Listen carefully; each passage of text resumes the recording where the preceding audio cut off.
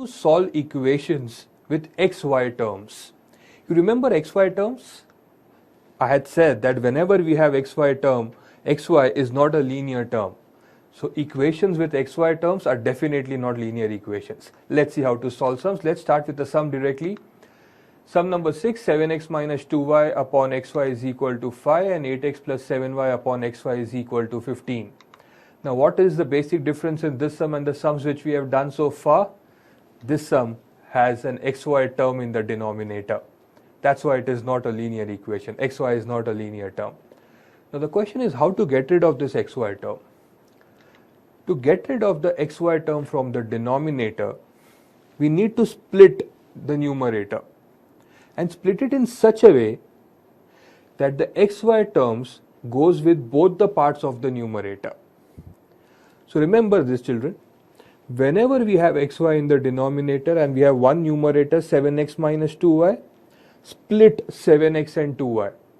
Split it in such a way that xy goes with 7x as well as 2y. So xy should go with both the parts of the numerator. So when we do this, what happens? Let's see. 7x and 2y ready to split. What do we get? We get 7x upon xy minus 2y upon xy is equal to 5. Split this, 8x upon xy plus 7y upon xy is equal to 15, right? Now what happens? X gets cancelled, y gets cancelled, again x gets cancelled, y gets cancelled. What remains? We get 7 upon y minus 2 upon x is equal to 5. The other equation becomes 8 upon y plus 7 upon x is equal to 15. Now look at the two equations on the screen now. Don't you feel these are the equations which we have already learned how to solve? The equations with variables in the denominator. What we should do? You remember? 7 upon y can also be written as 7 into 1 upon y. 2 upon x can be written as 2 into 1 upon x. The common term 1 upon y and 1 upon x. What to do with such common terms? We go for substitution.